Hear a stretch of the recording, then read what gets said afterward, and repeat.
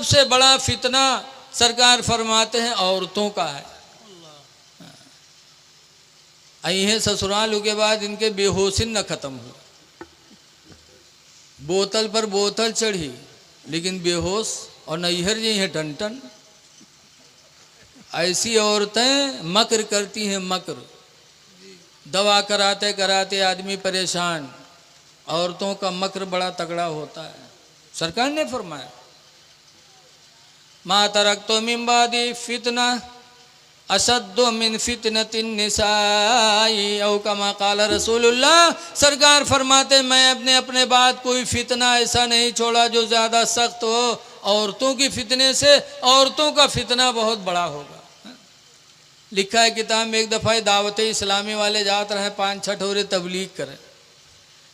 बाहर जा रहे थे, एक पेड़ के नीचे एक औरत बाहर बैठी रो रही थी। इन लोगों ने सुना तो सोचा यार बाहर अकेले रो रही, किस मुसीबत में है, किस परेशानी में है, चल के देखा जाए, इसकी मदद की जाए। तो कि फिर कहते छोड़ो यार। लेकिन एक साहब कहीं ना यार, ये दिल गवारा नहीं करता कि एक अल्लाह की बंदी बाहर रो रही है, खुदा जाने किस मुसीबत में हो। इंसानियत का फ़र्ज़ बनता है कि पहुंचा जाए और उसकी खैरियत पूछी जाए और उसकी ज़रूरत पूरी की जाए। तो एक साहब नहीं मानी, बड़े नेक रहे बेचारे, चले गए। हुआ गए सलाम की, उसने जवाब दिया, पूछा क्यों रो रही हो बहन, यहाँ तनहा बैठे। कहा मेरे भाई एक ज़माना हुआ मेरा शौहर गायब है, ज़माना गुजर गया, मेरा रोज़ी कमाने वाला कोई नहीं, मेरी ज़िंदगी का सहारा कोई नहीं सिवाय मेरा शौहर था, वो ज़माना से गायब है। मैं शहर के काजी से दरख्वास्त की कि मुझे दूसरे निकाह की इजाज़त दी जाए, तो शहर के काजी ने कहा नहीं कर सकती दूसरा निकाह। 2 सूरतें हैं, या तो तुम्हारा शौहर तलाक दे दे तो दूसरे निकाह की इजाज़त दूंगा, या तुम्हारे शौहर के मरने की गवाही आ जाए कि तुम्हारा शौहर मर गया है तो दूसरे से निकाह की इजाज़त दूंगा, वरना नहीं दे सकता। कहा तब तो उस औरत ने कहा मेरे भाई आपका एहसान होगा, आपसे न मैं पैसा मांगती हूँ, न खाना मांगती हूँ, न पानी मांगती हूँ, सिर्फ एक मदद मेरी कर दो। कहा क्या? कहा मेरे साथ चले चलो शहर के काजी के दरबार में और थोड़ी देर के लिए मेरे शौहर बन जाओ, और शौहर बन के कह दो कि ये मेरी बीवी है, ये अच्छी नहीं है, नालायक है, मैं इसको रखना नहीं चाहता, और कादी शहर के सामने खड़े होकर तुम मुझे तलाक दे दो, ताकि शहर का कादी जाने कि इसके शौहर ने तलाक दे दिया तो वो मुझे दूसरा निकाह करने की इजाज़त दे दे। तो मुबल्लिग साहब थोड़ी देर सोचिन, कहीं यार ये तो सरासर झूठ है। लेकिन फिर सोचिन कि झूठ है और झूठ बोलने से अगर किसी की मदद हो जाए तो बोल दूं, अल्लाह माफ़ करेगा, तौबा कर लूँगा। मुबल्लिग साहब दिल में सोचिन, उसके बाद तैयार होगी, कहीं चलो गए। काजी के दरबार में खड़े हुए, वो औरत भी खड़ी हुई।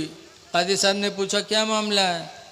कहा कि ये मेरी बीवी है, लेकिन निहायत बदकार है, निहायत नालायक है, कमीनी है, उठेगिरीन है, ज़िंदगी तल्ख आ चुकी। कहा फिर? कहा मैं इसको छोड़ना चाहता हूँ। तो बीवी से पूछा कि तुम क्या चाहती हो? तो बीवी ने कहा जब मैं नाकारा हूँ, बदकारा हूँ, कमीनी हूँ, नालायक हूँ, इनके लायक नहीं हूँ, तो ये छोड़ सकते हैं। तो कादी शहर ने कहा ठीक है, जब दोनों राज़ी हो तो तलाक दे सकते हो। तो मुबल्लिग साहब झटाझट 3 तलाक दी, तलाक दिया, तलाक दिया, तलाक दिया। और तलाक देने के बाद मुबल्लिग साहब वहाँ से चले। तो वो औरत कहती काजी साहब मैं इनके लायक नहीं थी, नालायक थी, इन्होंने मुझे छोड़ दिया है, कोई बात नहीं, लेकिन 25,000 रुपया जो महर बंधा था वो महर तो दे दे।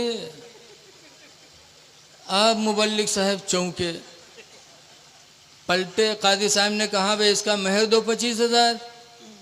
तो मुबल्लिग साहब उके लंग खियाओ थे, कहा तो कुछ सोच लो। कहीं बहुत कुछ सोच लिया, जब हम नालायक हन, उठाई गिरी हम तुम्हारे लायक नहीं हैं, तुमने तलाक दे दिया तो मेरा महर तो दे दो 25,000।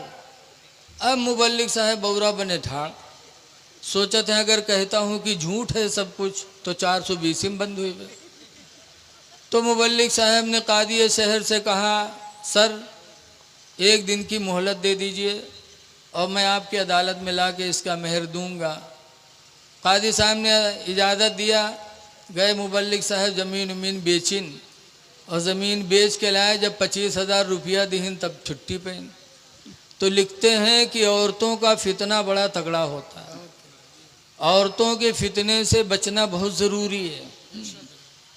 इसलिए लोगों, औरतों के साथ भी उसने सलूक करो और अपने माँ बाप के हुकूक का ख्याल रखो। अल्लाह ताला हमको आपको इन चंद बातों पर अमल की तौफीक अता फरमाए और जो कुछ कहा गया अल्लाह ताला उसे कबूल फरमाए, आमीन। अब मेरे बाद अगला प्रोग्राम हमारे नाजिम साहब किबला पेश करेंगे। अस्सलामु अलैकुम वरहमतुल्लाहि वबरकातुहू। आप लोग बैठे रहिए। देखिए हज़रत कारी निसार साहब किबला जो सदर जलसा हैं, उनका हुक्म है कि आप लोग बैठिए। बड़ी मेहनत से बच्चों ने जलसा सजाया है। जलसा कराने वालों की दिल से पूछो, कितने दिन से बेचारे जूझते हैं तब जाके एक जश्न करते हैं। तो आप लोग थोड़ा वक्त और दे दो, अल्लाह ताला आपको इसका अजर दे। अस्सलामु अलैकुम वरहमतुल्लाहि वबरकातुहू। ताला अलैहि वसल्लम। देखिए कुछ बातें और भी सुन लीजिए। आला हजरत की तारीफ़ तो पूरी रात की जाए लेकिन ख़त्म नहीं हो सकती, और मुझ जैसे कम इल्म उनकी तारीफ़ क्या कर सकता है। हम तो नहीं बता सकते उनके बारे में। जो कुछ थोड़ा बहुत मालूम था बताया, जो कुछ थोड़ा बहुत और मालूम है, लेकिन बहरहाल मैं सोचता हूँ कि कुछ और बातें हो जाएं, इसलिए कि हमारी ये बातें पता नहीं कहाँ तक पहुँचती हों। देखिए हम मुसलमान हैं और मुसलमान के लिए बहुत से कवानीन हैं। हम कानून के अंदर गिरफ्तार हैं, हम उससे अलग नहीं हो सकते। तो अल्लाह के रसूल सल्लल्लाहु अलैहि वसल्लम का फरमान सुनो। अल्लाह के रसूल सल्लल्लाहु अलैहि वसल्लम इरशाद फरमाते हैं, बैनल ईमान वल कुफ्र तर्कुस सलाह। ईमान और कुफ्र के दरमियान में फ़र्क क्या है? ईमान और कुफ्र दो चीज़ें हैं जो दोनों में कभी इत्तिहाद नहीं हो सकता। आज लोग बहुत कहते हैं, मौलाना साहब दौर ऐसा चल रहा है, इत्तिहाद की बात करिए, लेकिन इत्तिहाद समझते नहीं हैं। इत्तिहाद का मतलब है लड़ाई झगड़ा न करो, किसी का माल न हड़पो, किसी की बेइज्जती न करो, किसी पर हाथ न उठाओ, ये है इत्तिहाद। लेकिन वो इत्तिहाद सोचते हैं अकीदे में हो जाए, अमल में हो जाए। याद रखो, कुफ्र और ईमान इन दोनों में इत्तिहाद क़यामत तक नहीं हो सकता। कुफ्र कुफ्र है, ईमान ईमान है, दोनों एक चीज़ कभी नहीं हो सकती। तो दोनों में फ़र्क क्या है? अल्लाह के रसूल फरमाते तर्कुस सलाह, नमाज का छोड़ना है। जिसने नमाज पढ़ ली उसने ईमान को अपना लिया, और जिसने नमाज छोड़ी उसने कुफ्र को अपना लिया।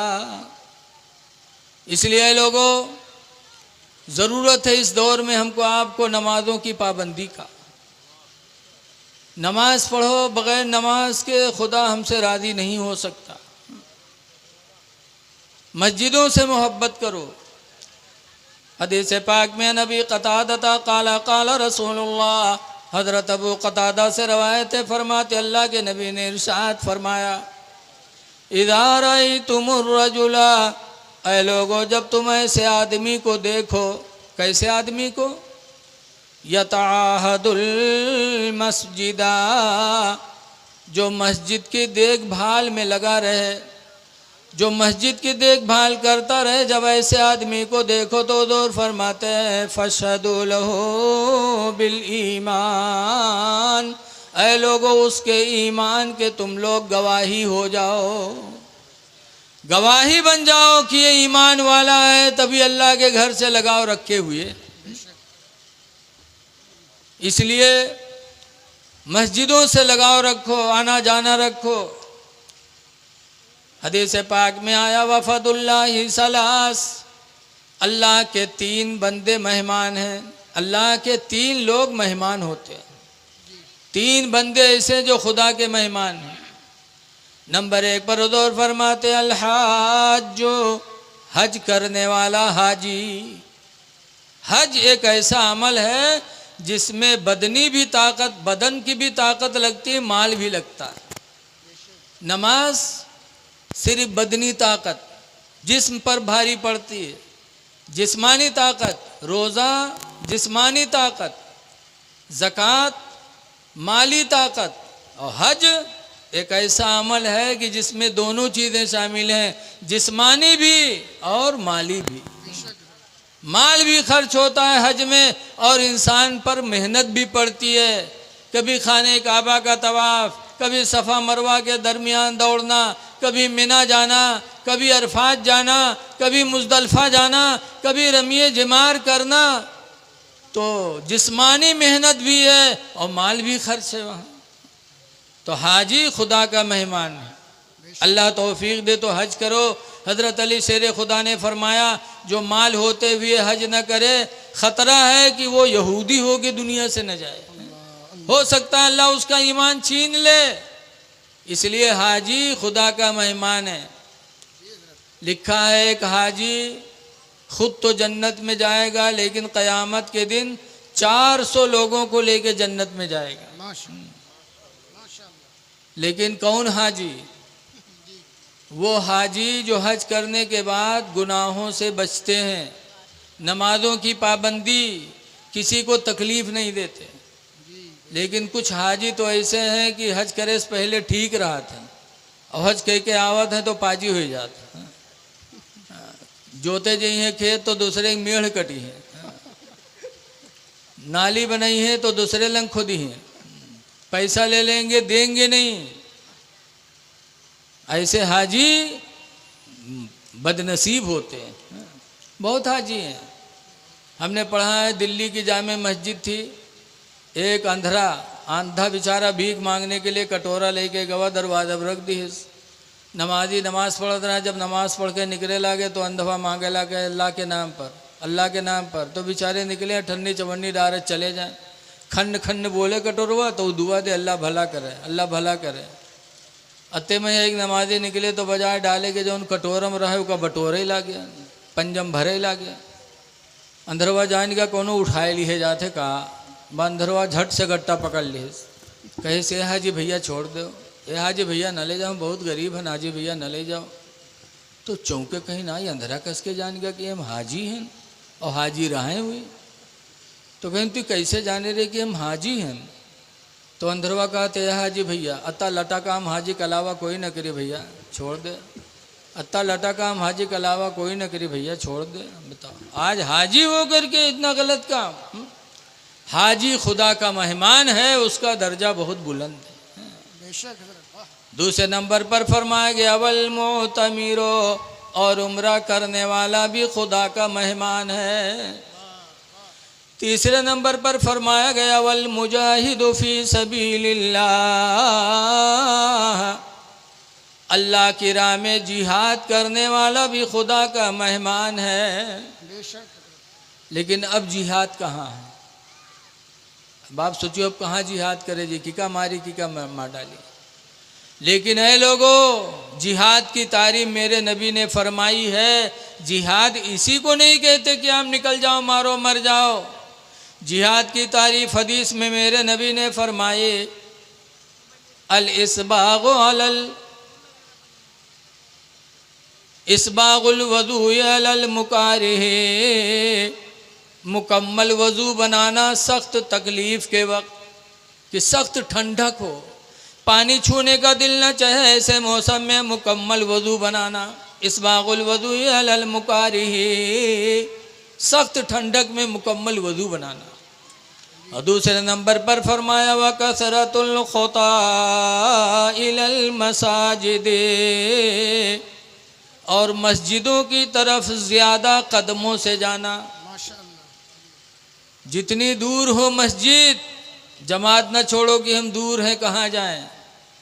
मदीना शरीफ में मस्जिद नबवी से दूर एक कबीला था बनु सलमा का। तो बनु सलमा वाले जब दूर थे मस्जिद नबवी से, तो लोगों ने आपस में मशवरा किया कि ये घर बेच दिया जाए और मस्जिद नबवी के करीब में घर बनाया जाए। हुजूर को खबर लगी तो हुजूर ने बनु सलमा के लोगों को बुलाया और बुलाने के बाद फरमाया, पता चला है कि तुम लोग अपने घरों को बेच करके मस्जिद नबवी के करीब में आना चाहते हो। कहाँ अल्लाह के रसूल? हुजूर ने फरमाया, घर न बेचो, जहाँ हो वहीं रहो। जब वहाँ से तुम मस्जिद नबवी जमात के लिए आओगे तो जितने ज़्यादा कदम पड़ेंगे, हर कदम के बदले में अल्लाह तुम्हें नेकियां अता फरमाएगा। माशाअल्लाह, बेशक। दूर ही रहो लेकिन वहाँ से चल के जमात की पाबंदी करो।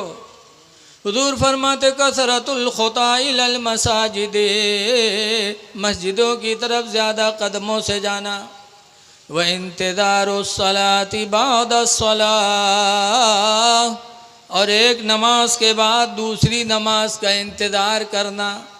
3 काम सरकार ने बताया, मुकम्मल वज़ू बनाना, मस्जिद में ज़्यादा कदमों से जाना, एक नमाज के बाद दूसरी नमाज का इंतज़ार करना। फजर पढ़ के आओ, काम अपना करो, ज़ोहर के इंतज़ार में रहो, ज़ोहर पढ़ के आओ, असर के इंतज़ार में रहो। तो ये 3 काम जो करेगा तो हुजूर फरमाते हैं, फ़ज़ालिकुमुर रिबात, ऐ लोगो यही तुम्हारे लिए जिहाद है। तो मुजाहिद बनो, आज भी बनो।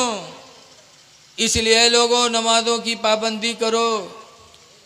नमाज एक ऐसी इबादत है कि दुनिया में भी बलाओं से बचाएगी, आखिरत में भी बचाएगी।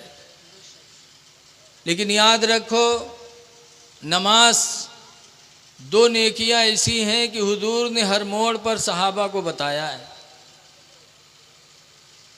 एक सहाबी है माद इब्ने जबल, उनको यमन का गवर्नर बनाया, और जब गवर्नर बने तो सरकार ने 10 बातों की वसीयत की। 10 बातों में नंबर 1 पर फरमाया था, ला तशरिक बिल्लाहि शैया, ऐ मास खुदा के साथ किसी को शरीक न ठहराना। और दूसरे नंबर पर क्या फरमाया था, ला तवक्कन्न वालिदैक, ऐ मास गवर्नर हो गए हो लेकिन अपने माँ बाप की नाफरमानी हरगिज हरगिज न करना। गवर्नर हो जाओ, प्रधान बन जाओ, वकील बन जाओ, प्रोफेसर बन जाओ, मौलाना बन जाओ, लेकिन माँ बाप की फर्मा बरदारी ज़रूरी है। लेकिन आज अफसोस है कि लड़का प्रधान हो गया, पब्लिक आई है दरवाजे पर, प्रधान जी के पास बैठी है, और बाप बूढ़ा अंदर से पानी ला ला के लोगों को पिला रहा है, और प्रधान जी बैठे हैं। याद रखो, कुरान करीम की आयत अल्लाह फरमाता, वख़्फ़िद लहुमा जनाहज़्ज़ुल्लि मिनर रहमा, ऐ मेरे बंदो माँ बाप के लिए अपने बाजुओं को रहम दिली से झुका लिया करो। ये कुरान किसके लिए? हम ही आपके लिए, कि बाप आए तो ताज़ीम के लिए खड़े हो जाओ, बाजुओं को झुका लो। और आप कुर्सी पर बैठे हैं, बाप पानी ला ला के मेहमानों को पिला रहा है। आलिम हो जाओ, कुछ भी हो जाओ, लेकिन बाप से ज़्यादा मर्तबा आपका बुलंद नहीं हो सकता।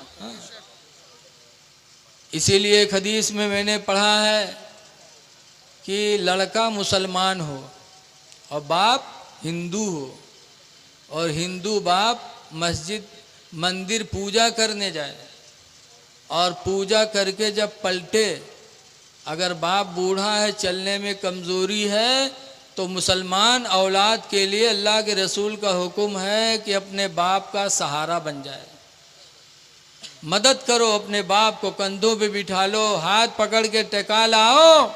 तो जब एक गैर मुस्लिम बाप की ताज़ीम का हुक्म मेरे नबी ने दिया है, तो बाप मुसलमान हो तो उसकी ताज़ीम से अल्लाह रसूल कब कितना खुश होगा, बोलो। इसलिए लोगों, माँ बाप की कदर करो, इनकी रज़ा में खुदा भी राज़ी है। हुमा जन्नतु का व हुमा नारू का बताया गया, और कुरान में तो यहाँ तक बताया गया, उस्कुरुली वली वालिदई का, अल्लाह फरमाता है उस्कुरुली, ऐ मेरे बंदे तुम मेरा शुक्र अदा कर, वली वालिदैक, और अपने माँ बाप का शुक्रिया अदा किया कर। तो शुक्र अदा करो माँ बाप का, इनकी फर्मा बरदारी करो। लेकिन बीवी है तो बीवी के साथ भी उसने सलूक करो। जी जी। ये नहीं है कि माँ बाप की वजह से बीवी को ठोकर मारो, इस्लाम ये नहीं कहता। बीवियों के साथ भी उसने सलूक करो। कुरान में आया आशिरूहुन्ना बिल मारूफ, ऐ लोगों औरतों के साथ भलाई करो। रसूलुल्लाह सल्लल्लाहु अलैहि वसल्लम के निकाह में 11 बीवियाँ थीं, लेकिन क्या सरकार ने कभी मारा? नहीं मारा।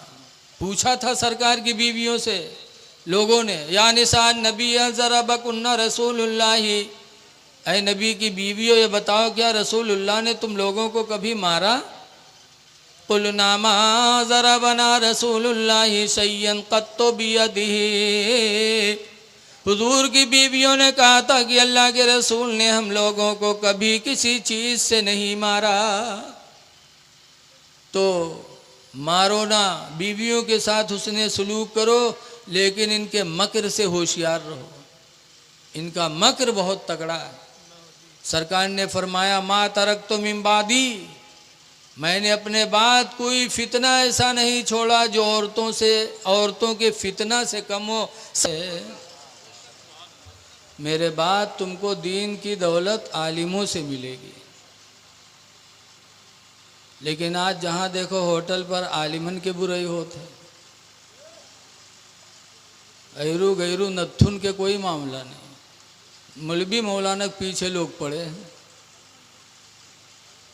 अरे इनसे भी गलती हो सकती है, इंसान ही है, फरिश्ता नहीं है। जब तुम इनकी बुराई करोगे होटलों पे, अपनी बैठकों पे, तो जब ये बुरे हैं तुम्हारे नज़दीक और लोगों में बुरे हो जाएंगे, तो दीन तुम किससे सीखोगे? दीन कौन बताएगा? इसलिए ऐ लोगों, अगर हमें दीनदार बनना है तो हमें आलिमों की सोहबत में बैठना पड़ेगा। आला हज़रत फ़ाज़िल बरेलवी रदी अल्लाह ताला अन्हु के पास एक साहब वजीफ़ा पूछने आए कि कोई वजीफ़ा बता दीजिए कि दुकान चलती रहे, कारोबार चलता रहे। तो आला हज़रत ने फरमाया कि वजीफ़ा पढ़ना मुस्तहब है और चेहरे पे दाढ़ी रखना वाजिब है। तुम्हारे चेहरे पे दाढ़ी नहीं है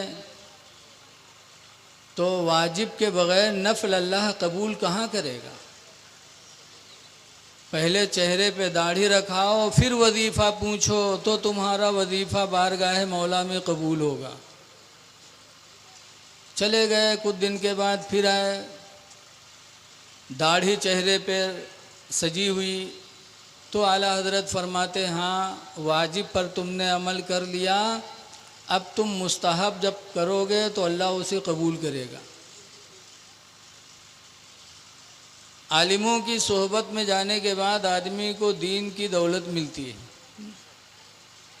आदमी मजहबी होता है।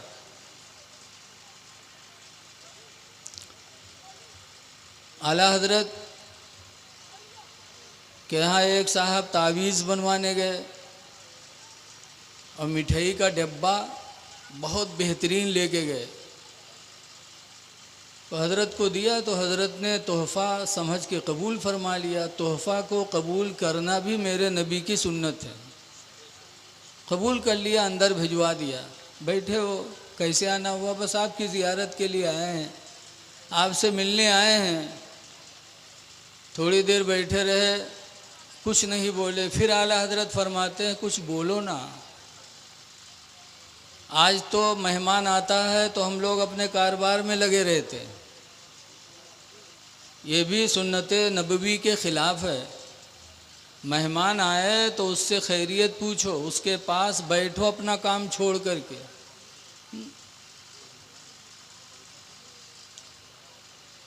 हदीस पाक में हुज़ूर फरमाते मन काना मिनकुम मोमिना, तुम में का जो मोमिन हो, फल्यकुरिम दैफा, तो चाहिए कि अपने मेहमान की वो इज्जत करे। वला युज़जा, और अपने पड़ोसी को तकलीफ़ न पहुँचाए।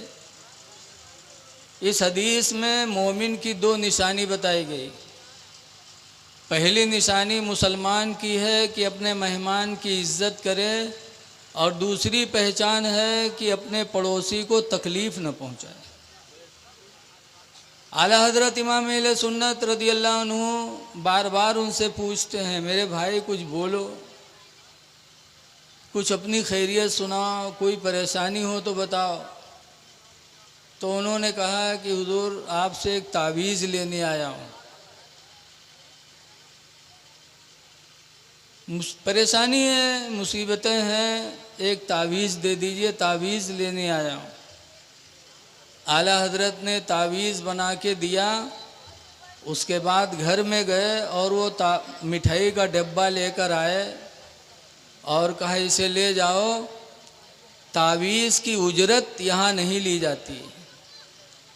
हम तो तोहफ़ा समझ के कबूल किए थे, लेकिन मालूम हुआ कि तुम मिठाई लाए थे तावीज़ की वजह से, तो तावीज़ ले जाओ, लेकिन यहाँ तावीज़ की कोई उजरत नहीं ली जाती।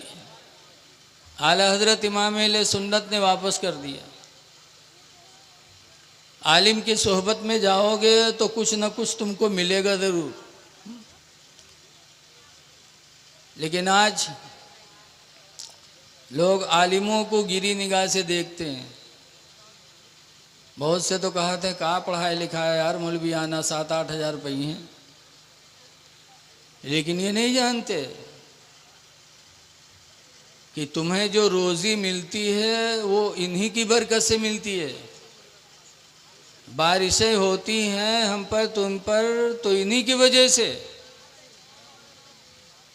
हदीस पाक में हुज़ूर फरमाते हैं अल उलमा बिहिम युमतरून, कि उलमा ही के वजह से लोगों पर बारिशें होती हैं। व बिहिम युरज़क़ून, और उन्हीं के वजह से लोगों को रिज़्क़ नसीब होता है। तो जिनकी वजह से रोज़ी मिले, जिनकी वजह से बारिश नाजिल हो, क्या वो आलिम बन कर के कभी भूखा रहेगा? अच्छा ही बताओ, कहूँ मौलानों का देखे हुए हो ठेला घड़ी सट, लेकिन कितने पैंट बूसट वाले ठेला घड़ी सट हैं, बोलो।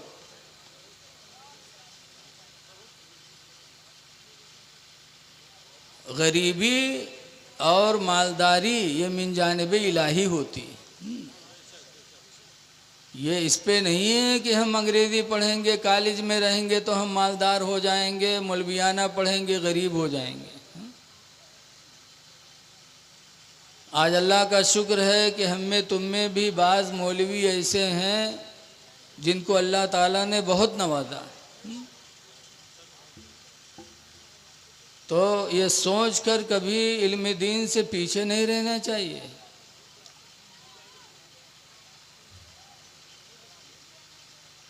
हदीस पाक में खुय्यरा सुलैमान बैनल इल्मी वल माली वल मुल्की, कि हज़रत सुलेमान पैगंबर को 3 चीज़ों में इख्तियार दिया गया। अल्लाह ने इख्तियार दिया कि सुलेमान पैगंबर तुम 3 चीज़ों में से जो चाहो तुम ले लो, पसंद कर लो।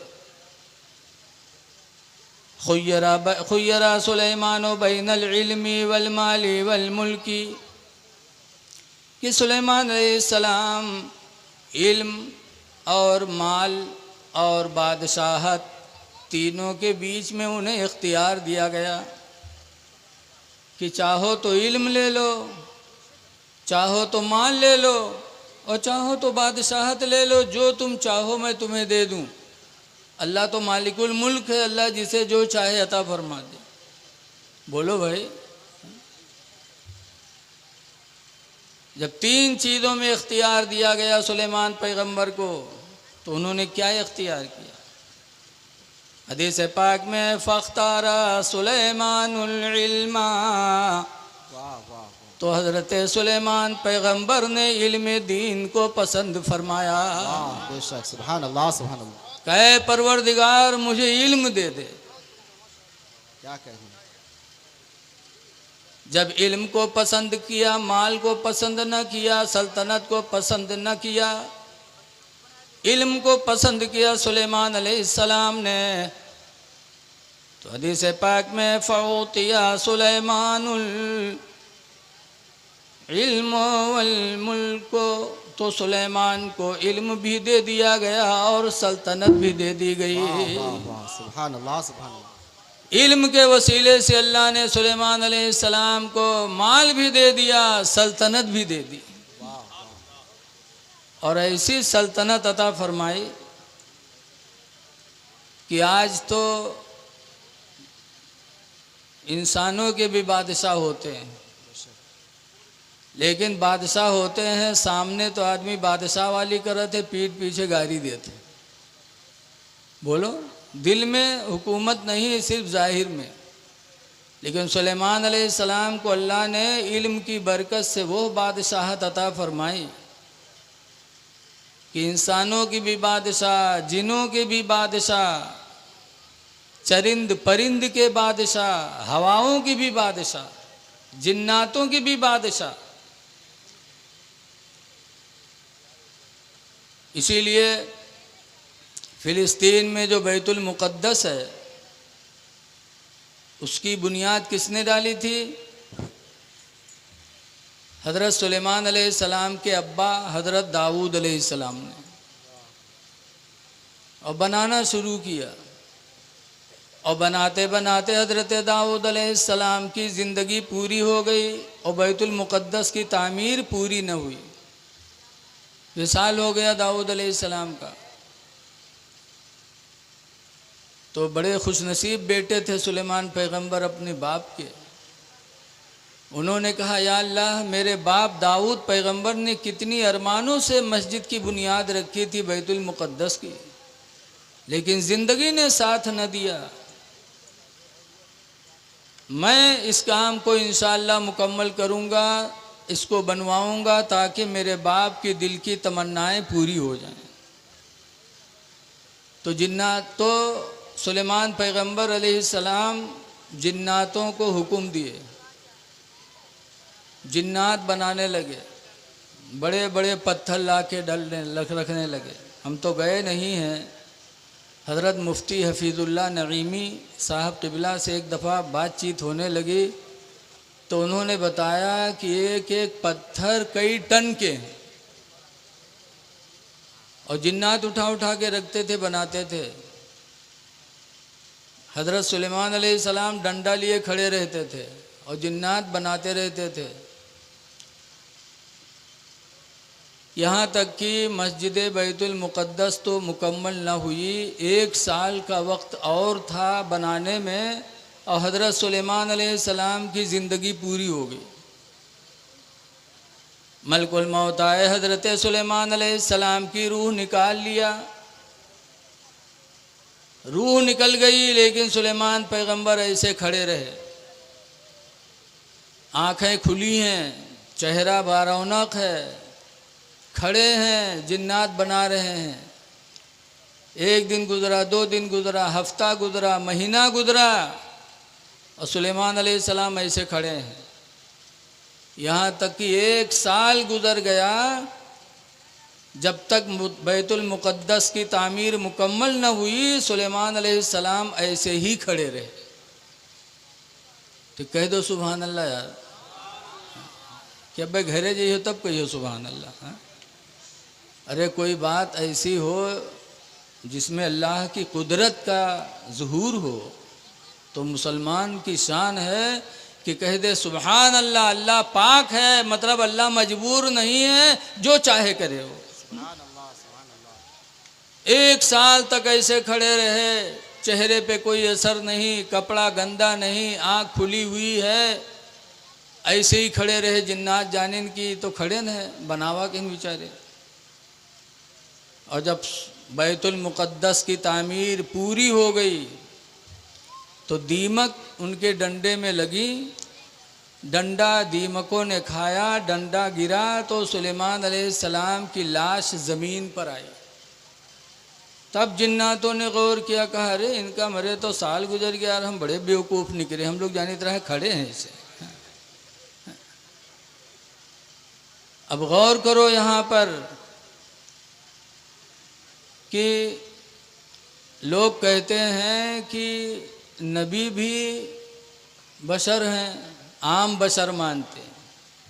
जैसे हम और आप आम बशर हैं, ऐसे ही कुछ लोगों ने नबी करीम के बारे में अकीदा बनाया कि नबी आम बशर हैं। तो जो उन कहा थे इन्हों मर जाए तो कि इनका चौराहा ले जाओ, ठड़िया आओ। 2-4 दिन के बाद या तो चौराहा वाले चौराहा छोड़िए और या तो उनका घसीट के कहूँ तलवम डरी है। बोलो ऐसी बदबू होगी है? सुलेमान पैगंबर 1 साल हो गया रूह निकले, लेकिन अल्लाह के हुक्म से खड़े हैं, आंखें भी खुली हैं।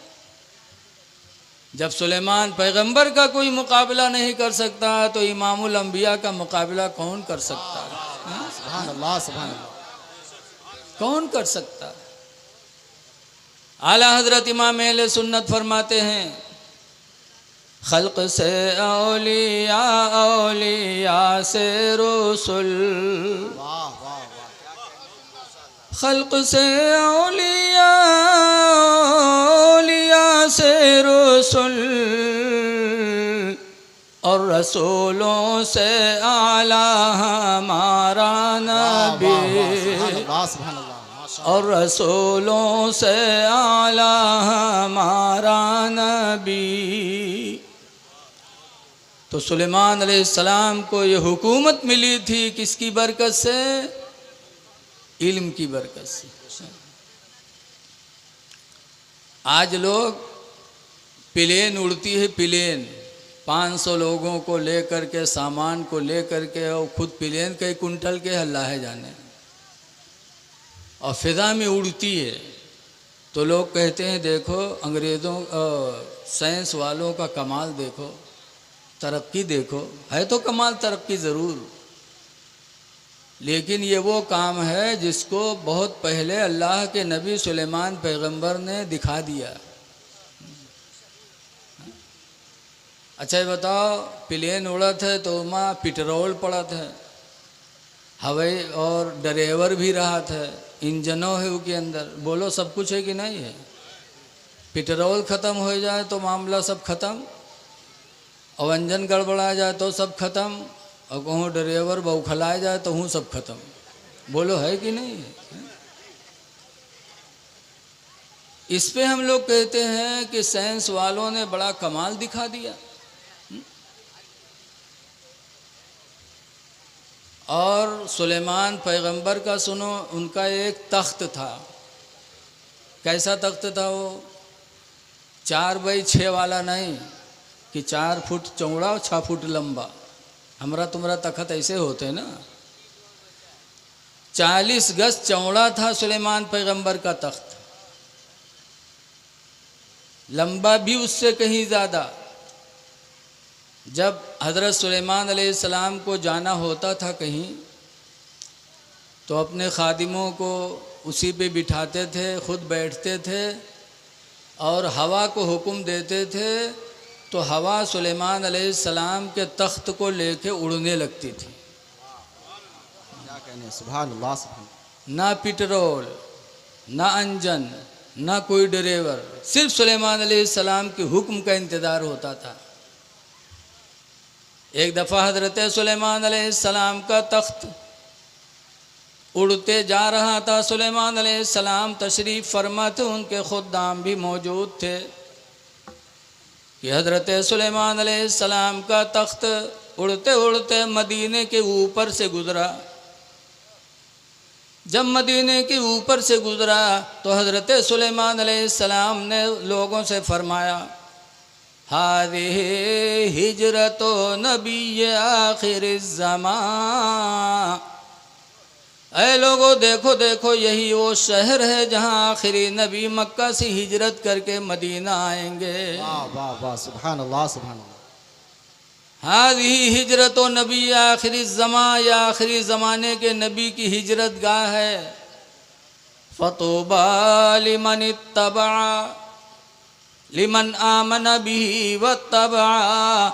तो सुलेमान अलैहिस्सलाम ने उस वक्त फरमाया था, बस मुबारकबादी उन लोगों के लिए जो उस नबी पर ईमान लाएंगे, और उनके लिए मुबारकबादी हो जो उनकी पैरवी कर लेंगे।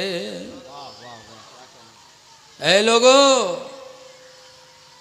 उस नबी के पैरवी करने में, उस पर ईमान लाने ही में हमारी तुम्हारी कामयाबी है।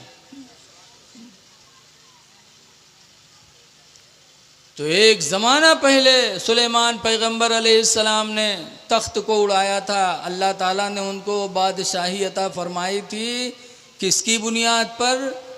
इल्म की बुनियाद पर। आला हज़रत फ़ाज़िल बरेलवी रदी अल्लाह ताला अन्हु को आज पूरी दुनिया मान रही है। किस वजह से?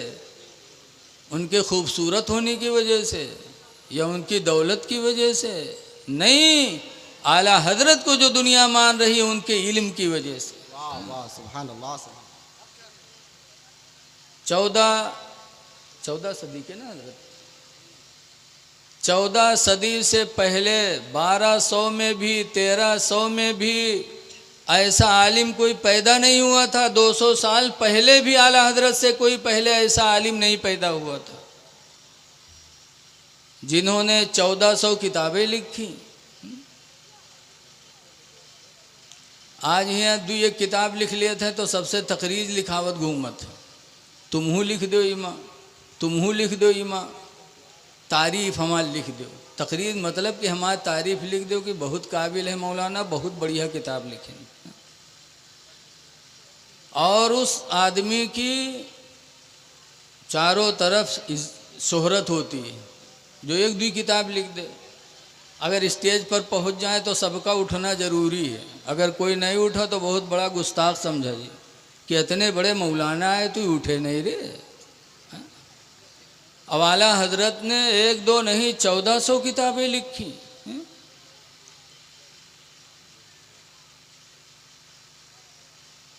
कोई आलिम ऐसा नहीं जिस पर तहकीक होती हो, लेकिन आला हजरत की वो ज़ात है कि यूनिवर्सिटियों में उनकी ज़ात पर पीएचडी भी होती है, तहकीक भी हो रही है।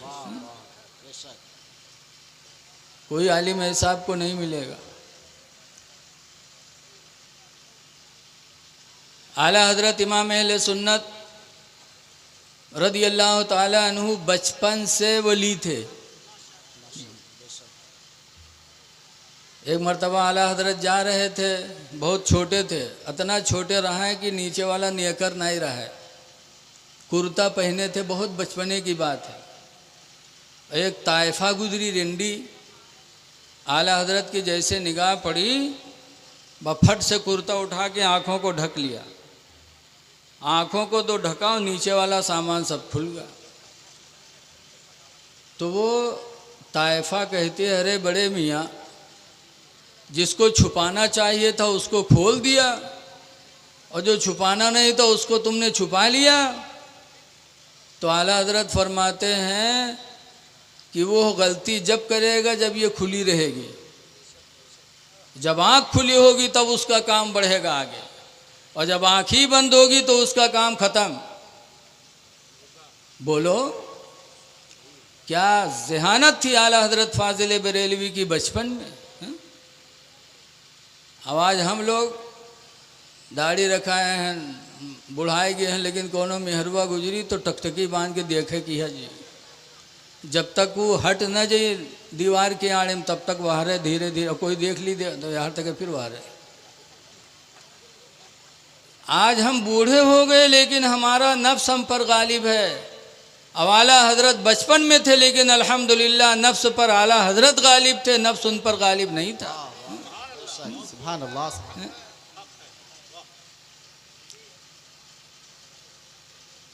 आला हजरत बचपन में रोज़ा रखे थे, बहुत छोटे थे, रोज़ा रख लिया, पहला रोज़ा, रमज़ान आया और ज़िंदगी का पहला रोज़ा, बहुत छोटे थे, रख लिया।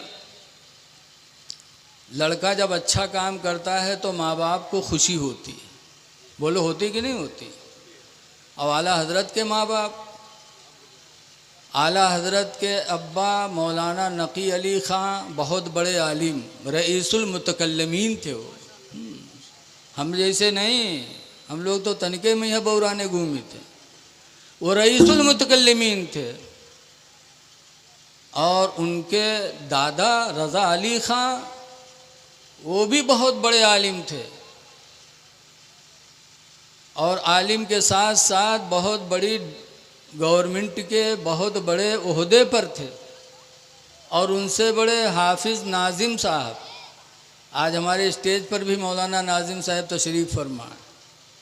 आला हजरत के सगड़ दादा नाजिम अली हाफिज़ जी बदायूं तहसीलदार थे, बदायूं के, यानी बहुत बड़े बड़े, दुनिया भी बहुत थी, दीन भी बहुत था। तो आला हजरत ने जब बचपन में रोज़ा रखा, पहला रोज़ा, तो माँ बाप को बड़ी खुशी हुई। ये बेटा बैठ जा यार, हजरत कहीं ना साधे रहे हो तुम, उड़ पड़े यार, ठीक है बैठे रहो बेटा, बड़ा अच्छा लग रहा है आप लोग बैठे हो माशाअल्लाह। जहाँ इतना बड़ा दारुल उलूम तनवीरुल इस्लाम चल रहा हो, वहाँ के लोग दीन की बातों को सुनने के लिए इस कदर जमा हो, मुझे खुशी होती है।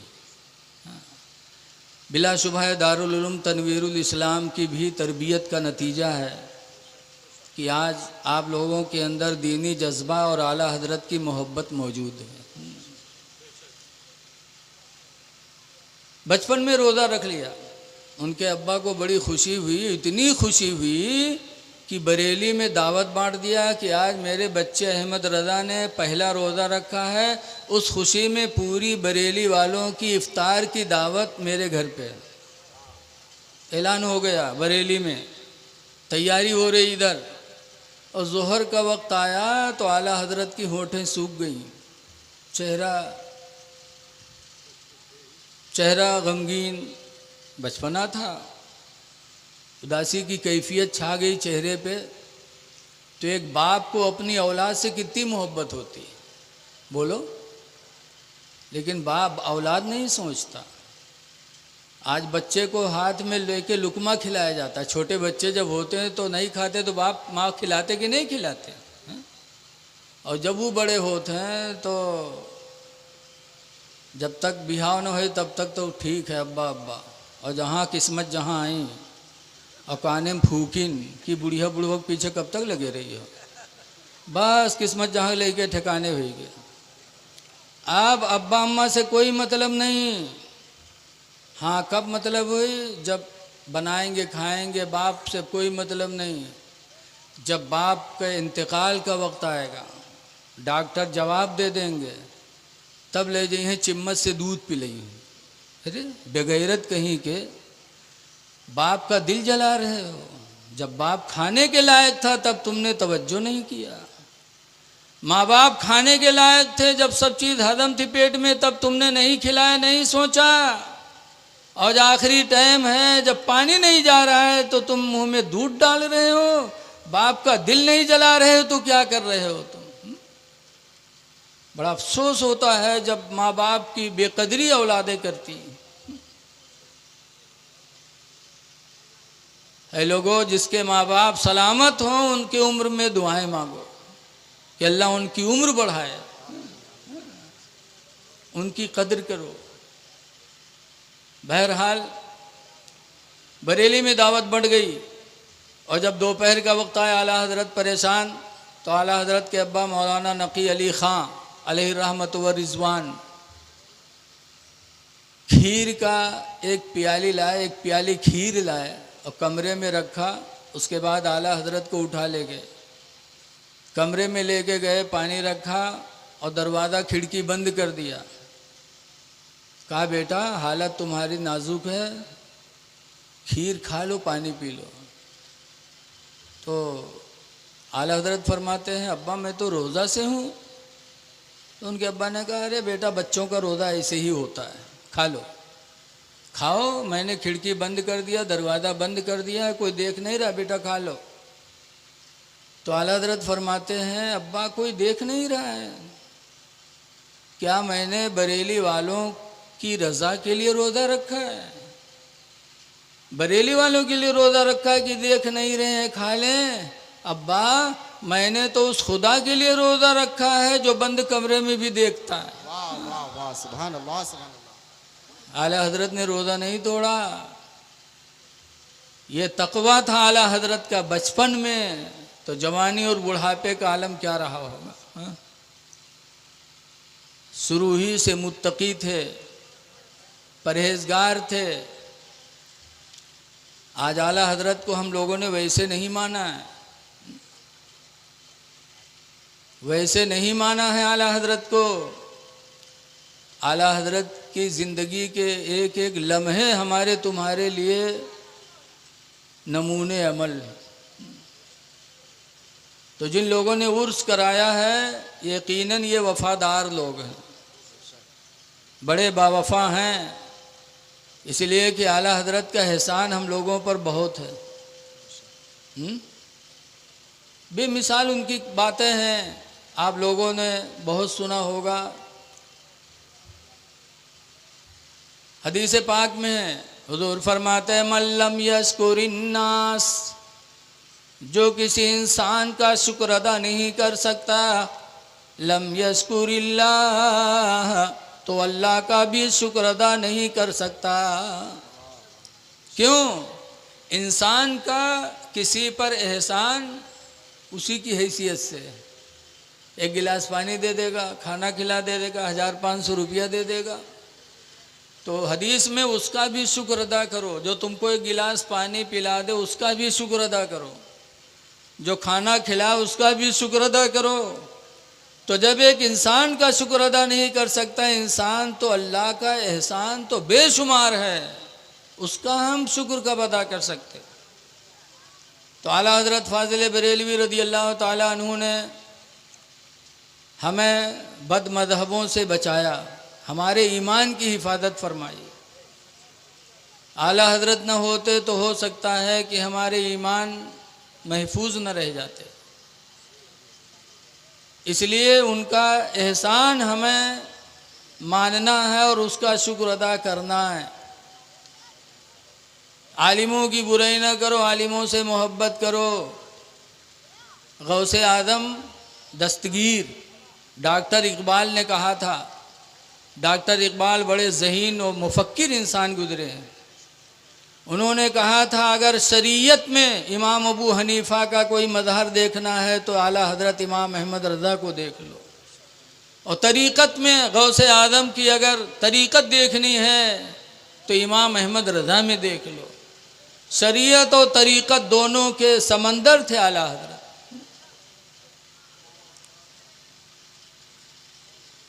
तो गौसे आदम पीर थे और बहुत बड़े मुफ्ती भी थे। आजकल तो मुफ्ती लोगन के पास फतवा आवत है तो रख लेते, कहते जाओ हफ्ता के बाद आयो। कहा थे कि नहीं कहा था, 2 दिन के बाद आयो, 1 हफ्ते के बाद आयो। अब आला हज़रत के और गौसे पाक के पास जब कोई फतवा जाता था तो आला हज़रत ये नहीं कहते थे कल आना आ जाना, फ़ौरन हज़रत गौसे पाक उसका जवाब लिखते थे और दे देते थे। पता चला कि गौसे आदम पीर भी थे, बहुत बड़े आलिम भी थे। अब आज लोग कहते हैं कि मौलवियाना अलग है, फ़कीराना अलग है। कहते हैं मौलवियाना में फ़कीर, मौलवी फ़कीर में कबहू नहीं बनी, माअज़ल्लाह। जो मौलवी नहीं होगा, आलिम नहीं होगा, वो फ़कीर कैसे हो सकता है? बग़ैर इल्म के वो परहेजगार कैसे बन सकता है? तो इसलिए गुजारिश है कि आलिमों की बुराई ना करो, लेकिन आज अफसोस है कि लोग आलिमों के हासिद होते हैं।